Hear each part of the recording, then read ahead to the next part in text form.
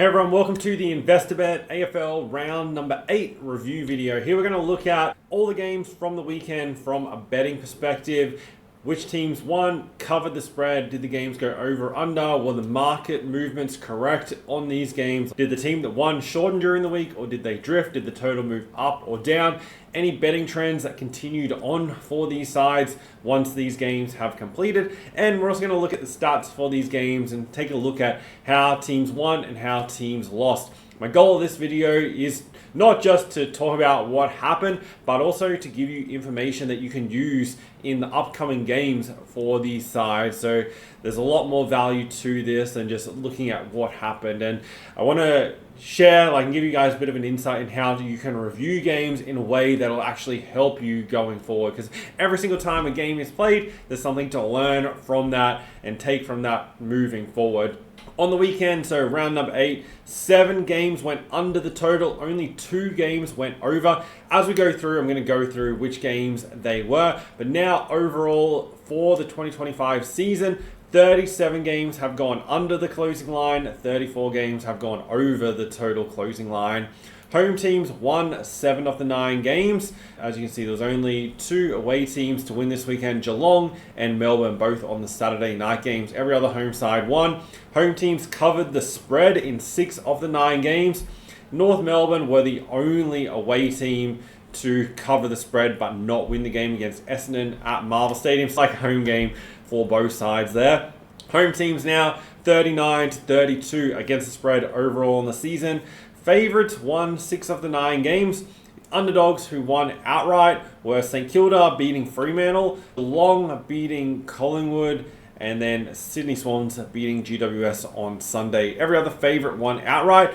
Favourites covered the spread in 5 of the 9 games. So those 3 teams I just mentioned as underdogs winning all cover the spread. And then also North Melbourne covered the spread as an underdog. This season, favourites are 37-34, so have a slight winning record against the spread, and particularly favourites minus 15.5 to minus 30. So the favourites that start the game within that range of a line, they are 12-8 against the spread so far this season. From a personal betting perspective, this round we went 3-6 overall on the main plays. That brings us to 43-28 overall in the season, still plus 15 ahead on our bets. Wasn't the greatest round at all. I just gave a few too many underdogs too much respect this weekend and was around for the favourites. Looking at the games individually, we're going to start with Essendon versus North Melbourne. So Essendon won this game 65-62. Essendon obviously won outright, but North Melbourne covered. Essendon were backed in $1.38 into $1.33, and the game went under the total line and it moved down from 184.5 to 182.5. Essendon have now won 4 of their last 5 games, but have failed to cover the spread in the last 3. So they sit at 2-5 against the spread overall in the season, and 4 of their last 5 games have gone under the total. North Melbourne, this was their 6th straight loss. They've covered the last 2 games though against Essendon here, and then last week against Port Adelaide. This was only their 2nd game to go under the total on the season. This year they're 6-2 to the over.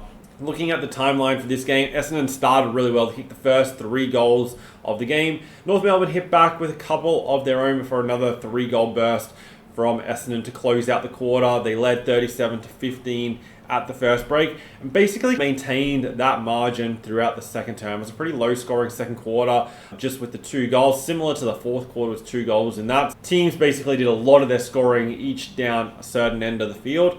The third quarter was when North Melbourne fought back. They had a run here, 4 goals in a row, and also a period of 5 of 6 goals during that quarter. They got it back to even early on in the fourth term, and at this point it was anyone's game. Who kicked the next goal was probably going to win, even though it was early on in the term. This game was just so defensive mindset. Teams didn't really want to take any risks at all. It was just about stopping the opposition from scoring as opposed to trying to score yourself. But Essendon kicked that first goal. Isaac Kako scored. North Melbourne hit back late through Dersma, but Essendon were able to just hold on and keep that 3-point margin through the final few minutes to win the game. Essendon here had 20 scoring shots to 17. but were -5 in the inside 50. So even though you got 20 scoring shots there compared to 17, Essendon were -5 in inside 50s, so they were a lot more efficient when they went inside at generating scoring chances. At the clearances, North Melbourne fared slightly better, 34-30. They were +2 at the centre, +2 at the stoppages. Even though they had that +4 differential at the clearances overall, and also +2 at the stoppages, they weren't able to convert that into points. They kicked 4 goals, 7 from stoppages for 29 points, compared to Essendon kicking 5-3, 33 from stoppages. North Melbourne had 37-19 points from the defensive half, so they showed good transition and were +18 in being able to generate scores from their defensive half. Turnovers, North made 7 more turnovers, and Essendon were 31-21 in points from turnovers. So that ultimately was the difference. Essendon could have made them pay a little bit more, kicking 4 goals, 7. Not super efficient, but it was enough for them to get over the line. But the key for this game is just the efficiency going inside 50 is what got Essendon over the line. Also a very high free kick game. 30 free kicks to the Bombers, 22 to North Melbourne. Both well and truly above the average overall. Moving forward, Essendon are at Marvel again for the next 2 weeks. They have 9 days rest and they'll play the Sydney Swans with a 3-day rest advantage. North Melbourne have 10 days to prepare for the Lions, which will be a game in Tasmania on Sunday afternoon, and they'll also have a 3-day rest advantage over the Brisbane Lions. St Kilda versus Fremantle. St Kilda running out big winners here, 94-33. A very impressive performance. St Kilda were originally favourites for this game. They were $1.85 right the way out to $2.68 at the start, but obviously won comfortably, covered the spread. The game went under 174.5 and down to 170.5, so the market got the total movement right. St Kilda broke a 3-game losing streak and also non-cover streak. Only their second game to go under as well this season. They're 6-2 to the over on the year. Fremantle now 4-4 on the season. 3 of their last 4 games have gone under the total. This was super low scoring, particularly first half, 27-7 at half. Hardly any goals in this game. 3 in the first quarter, then just 2 in the second term. Super defensive game, but St Kilda kicked away late. Total of 34 points in that first half. At halftime, St Kilda led by 20 points and then kicked 4 goals to 1 in that third term to extend their margin. And in the fourth quarter, kicked 6 goals to 3. It opened up a little bit late in the game there. St Kilda winning the game by 61 points. 24 scoring shots to 8, so 3 times as many scoring shots for St Kilda compared to Fremantle in this game. Looking at the statistics, St Kilda plus 93 disposals. They were also plus 48 in contested possessions. Very dominant there. They got plenty of the ball and didn't give it back, and they just maintained it. Fremantle with the 82 marks, but just weren't able to get their hands on the ball enough, particularly at the stoppages. So 50-22 in the clearances, 13-5 at the centre clearances, and 37-17 at the stoppages. St Kilda led 53-14 in scores from stoppage. They were 61-34, so all those clearances ultimately resulted in a plus 27 inside 50 differential. Pretty much the whole game was played down St Kilda's forward half. 15-4 marks inside 50. Both sides did have a game with well above average tackles. St Kilda, they averaged 59 up to 76 and 57 up to 87 tackles in this game. That is a little bit interesting there. For the statistics for the players, it was a very big game for Jack McRae. 38 disposals, 14 clearances. Clearly well above everyone else on the field in those categories. But very good win by St Kilda. Be interesting if that gets them back on track. They'll play Carlton at the MCG on Friday night. That now sets up to be a very good game, with Carlton losing at Adelaide this week. And then Fremantle will play Collingwood at home on Thursday. They'll be on a 6-day turnaround going into that game, but we'll have the rest advantage over the Magpies. Saturday, Western Bulldogs 90-point winners over Port Adelaide, 131 points to 41. Western Bulldogs won and covered their $1.40 into $1.30. The game went under 173.5, but the market moved up from 170.5 up to the 173.5. Western Bulldogs have now won and covered their past 3 games, and 4 of their past 5 have gone over the total points line. Port Adelaide now 4-4 on the season. They've failed to cover 4 of their past 6 games, and also 4 of those 6 have gone under the total. This game obviously being another one to go under. Looking at the timeline, Very even first quarter here. It was like a close contested start. 2 goals each through the first term. Port Adelaide led by 3 points at the quarter time break. Western Bulldogs controlled the majority of the second term, 6 goals to 1. They also had a period here with effectively 5 straight goals during that second term, which will enable them to build a 5-goal lead midway through the quarter. They maintained a similar margin right through to halftime. They went into the main break leading by 26 points. And then it was a 7-goal to 2 third term that really started to push the margin right out. And then the Bulldogs ran away with it with 5 goals to none in the fourth quarter. So a total of 12 goals to 2 in the second half. A real dominant performance there. 80 points to 16 second half. Just very disappointing finish to that game by Port Adelaide. Almost double the scoring shots for the Western Bulldogs. They had 31 scoring shots to 16. Port were inaccurate, 5 goals 11. So keep that in mind a little bit this game. If you did back the under, you probably count yourself lucky. This game easily could have gone over the number had Port Adelaide been a little bit more accurate.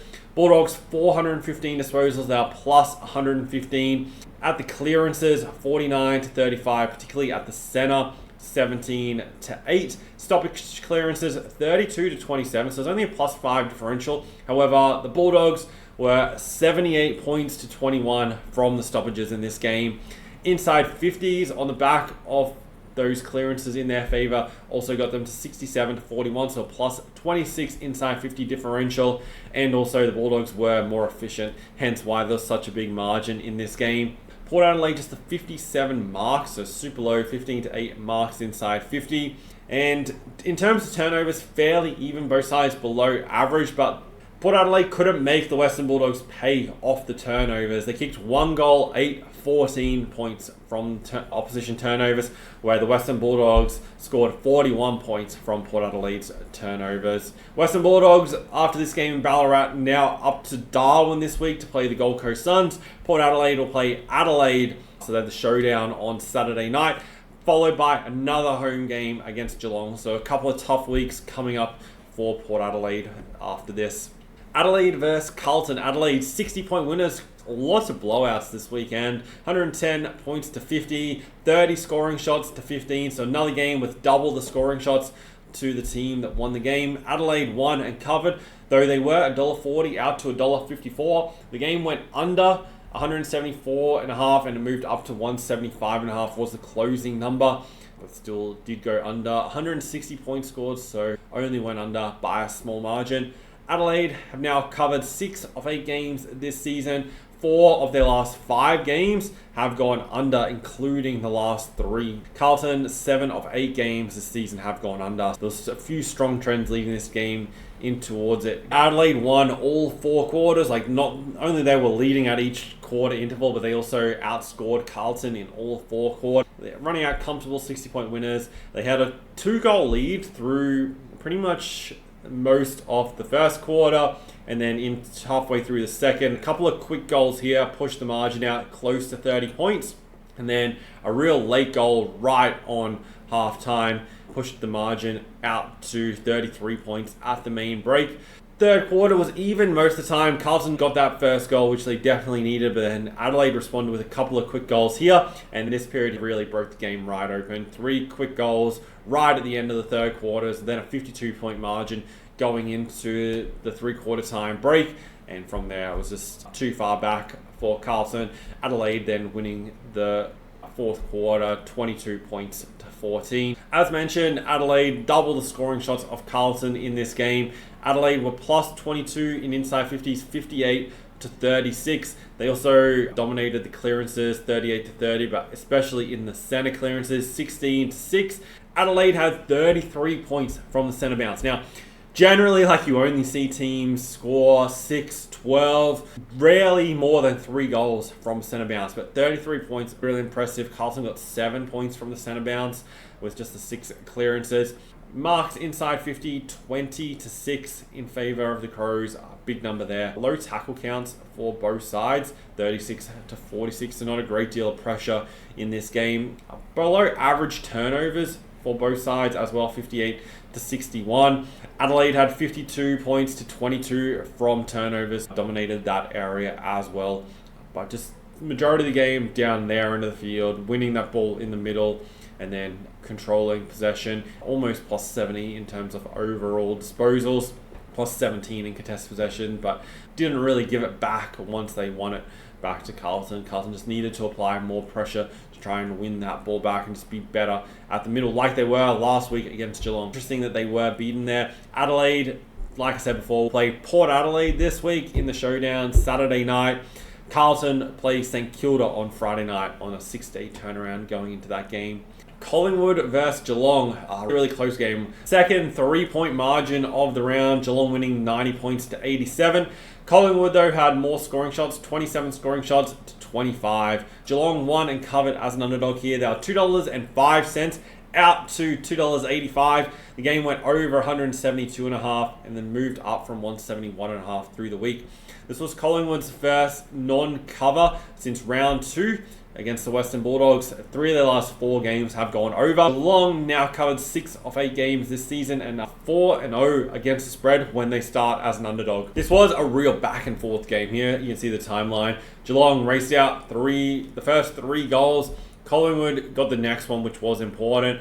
Geelong fought back. Then Collingwood went on this run here. They kicked 1, 2, 3, 4, 5 goals in a row into the second term and got themselves back out over a 2-goal lead. And it hung around in that margin, teams going goal for goal throughout the rest of the second term. Another little spurt here by Collingwood, Myercheck and Pendlebury kicking goals pushed the margin out to 20 points. And from there, you felt like midway through the third term, Collingwood with a 20-point lead, they should be able to hang on and win this game. However, Geelong fought back. They kicked 7 of the next 8 goals in this game to then establish a 3-goal lead, or just under a 3-goal lead late in the fourth quarter. Collingwood tried to steal it back late. They kicked 2 goals. There was another one that went to a video review where they were looking to see if it was touched or not. Probably was a goal. They just weren't able to get a good enough look at it to overturn it, but was disallowed. Jack Crisp then had a shot to win the game from about just over 50 metres out and put it through for a behind. So Collingwood really could have stolen this game back late. Came down to 1 kick, but it was a miss there. Collingwood had more scoring shots. They had 6 more inside 50s, but they just weren't as accurate as Geelong in front of goal, and it ultimately proved costly. They probably should have won this game by 1 to 2 goals had they just taken more use of their chances.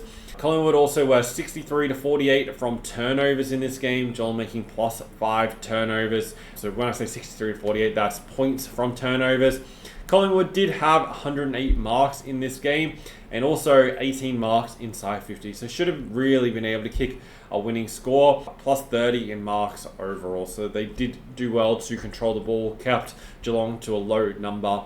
Free kicks, 21-14 in favour of Geelong, 26-21 stoppage clearances, and Geelong scored 41-24 points from the stoppages. This was probably, aside from Collingwood's accuracy, the other key factor that contributed to Geelong winning this game. Contested possession slightly in favour of the Cats as well. So just being better at the clearances, which has been a strength generally for Collingwood. Collingwood are over to Perth to play Fremantle, which will be on a 5-day turnaround as they're playing on Thursday night. And Geelong have an 8-day turnaround to play GWS back at GMHBA Stadium, where they're 2-0 this season, have a really bad record against GWS there, which I'll get to when we do the preview for round number 9, so stay tuned for that video. West Coast versus Melbourne winning 108-76, 28 scoring shots to 21 in this game. Melbourne won and covered as favourites here, but they're $1.44 out to $1.48. And the game went over 162.5 and the market moved up from 161.5 through the week. West Coast are now 0-8 on the season. 4 of their last 6 games have gone over the total. Melbourne now won 3 straight and covered 2 of their last 3 after 5 straight non-covers to start the season. Overall, looking at this game, Melbourne started to kick the first 3 goals of the game, 2 in the first quarter. West Coast unable to get a goal in the first term, but kicking 5 behinds. In the second term, West Coast fought back, especially in this late period. They had a run here of 4 straight goals late in the second term. They also got the first goal after halftime. And there was hope for them that they could actually win this game. But once they kicked this goal, Melbourne really then started to turn up. They went on a run, kicking 9 of the next 10 goals and established a 41-point lead in the fourth quarter. For the most part of the fourth term, after the first 2 goals, the sides then went goal for goal. 11 total goals in that fourth quarter, and Melbourne maintaining about a 30-point margin. Statistically, for this game, Melbourne had 70 turnovers, but West Coast weren't able to make them pay for that. So plus 12 extra turnovers. However, Melbourne outscored West Coast 55-44 in points from turnovers. So disappointing, the West Coast couldn't capitalize on that a little bit more. Could have gone a long way to keeping this game a lot closer, especially in that key period through the third term. Stoppages, 31-16 in stoppage clearances. 47-26 points from those in favour of Melbourne. Didn't really take full advantage of the dominance they had in the clearance. Probably could have done a little bit more. They were plus 16 inside 50s, 59-43. Both sides fairly similar in terms of efficiency. The end margin's probably right. West Coast could have taken more advantage of the turnovers and scored more from that perspective. Melbourne could have taken more advantage of the dominance they had in the clearances than they did. But overall, I feel like the margin's probably about right for how these sides played, and Melbourne running out about 5-goal winners in the end. West Coast at the MCG next week for the first and only time this season, where they'll play Richmond on Sunday. Melbourne return back to Melbourne to play Hawthorn at the MCG this week as well. Sydney versus GWS, the first game on Sunday. The Swans won and covered as underdogs here, 87-73, 14-point margin, 27 scoring shots to 23.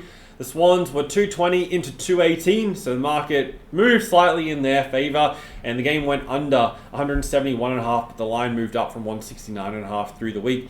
This was the Swans' first win and cover since round 4 against North Melbourne, and 5 of the last 7 games have gone under. GWS had straight loss in a row, and also haven't covered the spread in any of those 3 games. The Swans raced out in this game, kicking the first 5 goals through the first half of the first quarter here. GWS fought back. They kicked 2 goals following that to bridge the margin back a little bit to 21 points at the quarter time break. They also then outscored Sydney 3-1 in the second term. And going into the break, it was just a 6-point margin, and really anyone's game from that point. It's just going to come down to who played better in the second half. It's a low-scoring third term, 2-1 in favour of the Swans. They then led by 14 at the 3-quarter time break, and for GWS, they had to kick the first goal of this fourth quarter to give themselves a chance of winning this game. James Jordan kicked it, and the Swans kicked 3 of the first 4 goals in that quarter. That was enough for them to hold on and win by 2 to 3 goal margin and maintain that through the rest of the term. Statistically for this game, GWS had slightly more of the ball, but it was an exact 54 each inside 50 count, 27-9 free kicks in the Giants' favour. Stoppages very even as well. However, the Swans scored 36-29 points from stoppages. Turnovers very even once again, but the Swans scored 51-37 points from turnovers once again. So clearances and also turnovers very even, but the Swans were able to generate more points from those, and ultimately that was the 2 to 3 goal difference in the end scoreline. Marks inside 50 favour the Swans 16-9, so well above their average there. Both teams inaccurate in front of goal, 12-15, 10-13. If you had the overseas, you'd probably be a little bit disappointed. There's 160 points scored, but 28 behinds in the game. And so it only was 11 points under the closing total. And you potentially could have gotten a better number if you'd bet earlier in the week. But yeah, both sides very inaccurate with their shots at goal, which proved costly in terms of the total. Contested possessions, 143-112 in favour of GWS. They just weren't able to take use of their chances, and ultimately the amount of free kicks they got as well. Sydney, moving forward, will play Essendon on Saturday in Melbourne with a 3-day rest disadvantage in that game. GWS will go down to Geelong to play the Cats at GMHBA on Sunday. Hawthorn versus Richmond. Hawks dominant winners here, 65-point margin, 109-44. Hawthorn won and covered the spread, though they are $1.05 out to $1.06. You sometimes see that with these single-digit odds-on favourites around that $1.02, $1.05, $1.06 mark. Like, it sometimes pushes out 1 or 2 cents. The game went under 179.5, and the total moved up from 177.5. So market moved the wrong way on both sides in this game. Hawthorn, this was their first cover. So the first covering of the spread since round 3 against GWS, and 4 of their last 6 games have gone under the total. Richmond, their last 4 games now have gone under. Slowish start here, just 2 goals in the first term. Both of them went to Hawthorn. They're led by 14 points at quarter time, just 20 points scored in the first quarter. But Hawthorn got rolling a bit in the second term, kicking 5 goals to 2, especially these late couple right on halftime. Pushed the margin out to 34 points. If they hadn't got those and it was still a 22-point margin, like Richmond probably would have felt more in the game. But they definitely needed to kick the first goal. Instead, they didn't. And it was just a goal for goal. Hawthorn ended up kicking 4 goals to 2 and then ran away with it with 5 goals to 2 in the fourth quarter. Richmond's 2 goals in that quarter coming late in the game, but it wasn't enough for them to still cover the spread either. Statistically for this game, Hawthorn dominated disposals 428 to 311, almost 120 positive differential for them. They're plus 9 in inside 50, so not huge advantage considering a 65-point margin. And one key thing to note here, Richmond only 44 points and 14 scoring shots from 42 inside 50s. So they had only 2 more points than inside 50s they had, so super inefficient going forward. Hawthorn also had more than double the scoring shots here of Richmond for this game. Contested possessions were well in favour of the Hawks, 117 to 84. Stoppages, 20 to 14. Hawthorn outscored them 39 to 19 from the stoppages. And turnovers, Richmond made 11 more turnovers and Hawthorn scored 63 points from those 61 turnovers compared to Richmond just scoring 25 points from Hawthorn's 50 turnovers. 120 marks for the Hawks in this game and 21 of those inside 50 as well are really good numbers going forward. Hawthorn have Melbourne at the MCG where they'll play there again this week, followed by a 5-day turnaround where they'll be up to Darwin to play the second leg of Gold Coast's games. After that, Gold Coast will play the Western Bulldogs this week and then Hawthorn next week. Richmond have 3 more games at the MCG coming up. Played their last 2 there as well, so they'll have a 5-game run at the MCG. And their upcoming games there are against West Coast and North Melbourne. So a couple of winnable games, or at least games that they'll give themselves a chance of winning in the next couple of weeks for the Tigers. And then Brisbane Lions beating Gold Coast on Sunday night, 66 to 49. Brisbane won and covered here. They stayed at $1.50 throughout the week. And the game went under 173.5 and moved down from 175.5. Brisbane are now 7-1 on the season. They've covered 3 of their past 4. And after having 4 straight non-covers to start the season, Gold Coast are still 5-2 on the season, but have lost 2 of their last 3 games now. Another game with a real low-scoring first quarter. Neither team could really find the goals. Gold Coast kicked the first through David Swallow, and then Jarrod Berry got one for the Lions right on quarter time. It was a 3-point margin in favour of Brisbane at that first break. If you backed the Lions to lead wire to wire at the end of each quarter here, you're probably thanking that he got that goal right on the siren. Brisbane followed that up early in the second term with 3 goals to kick off that second quarter. Gold Coast fought back, kicking the next 2, kept it to an 11-point margin at half-time. And it's still anyone's game. Gold Coast obviously probably needed to get that first goal off the second half. But Brisbane kicked the first 2 and 3 of the first 4 there. Plus extended on it with 2 more through Gardner and Archie late in the third term. And that's where the margin really blew right out. It was a 34-point margin at 3-quarter time, with Brisbane outscoring them 31 to 8 during that third quarter, and that's where the game was won. Brisbane were held goalless in the fourth quarter, with Gold Coast kicking all 3 goals of that last term. Bridged the margin back a little bit, made the scoreline a 17-point margin. It's a little bit less than it was probably looking to be had Brisbane kicked a couple of goals in the last quarter. But still a 17-point margin overall. Brisbane led the inside 50s at 56 to 14, so plus 16 inside 50s. Not like super efficient by either side, and both sides, especially the Lions, wasted a few opportunities, but weren't really efficient. You'd expect Brisbane to win by slightly more with a 16 differential in terms of inside 50s, and also an extra 50 disposals, 12-5 center clearances, plus 19 overall clearances, plus 12 at the stoppages. The Lions weren't really able to score from stoppages. A lot of the scores in this game, due to the conditions, were just from getting the ball into the forward half. Brisbane were 48-22 in scores from forward half. So that's how this game was played, just with the conditions at the Gabba on Sunday night.